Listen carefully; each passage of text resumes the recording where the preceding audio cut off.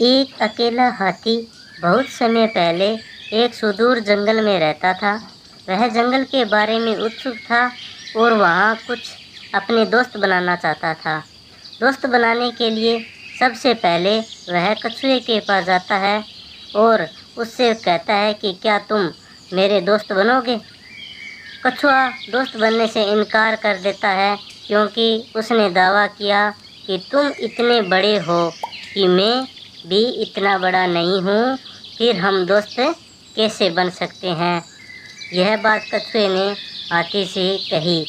फिर हाथी आगे निकल जाता है और खरगोश के पास पहुँचता है और वही पर्सन वह खरगोश से पूछता है कि तुम मेरे दोस्त बनोगे। खरगोश ने कहा कि तुम मेरे बिल में नहीं आ सकते, इसके लिए तुम बहुत बड़े हो, इसलिए मैं तुम्हारा दोस्त नहीं बन सकता।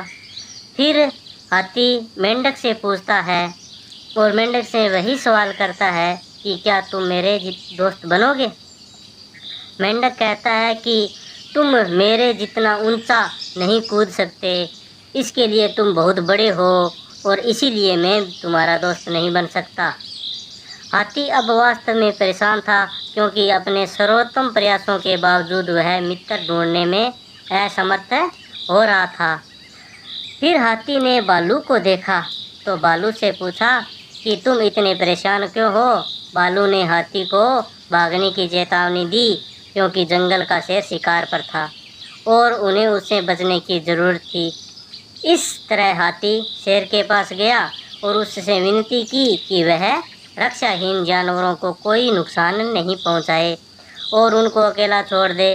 शेर ने हाथी को एक तरफ हटने को कहा क्योंकि शेर ने उसका मजाक उड़ाया। इस पर हाथी को गुस्सा आ गया और उसने उस शेर को जोर से धक्का मार दिया और इससे शेर घायल हो गया और भाग निकला। अब धीरे धीरे दूसरे जानवर आए और शेर की मौत पर खुश हुए और वे सभी हाथी के पास गए और दोस्त बनने के लिए उसकी प्रशंसा करने लगे।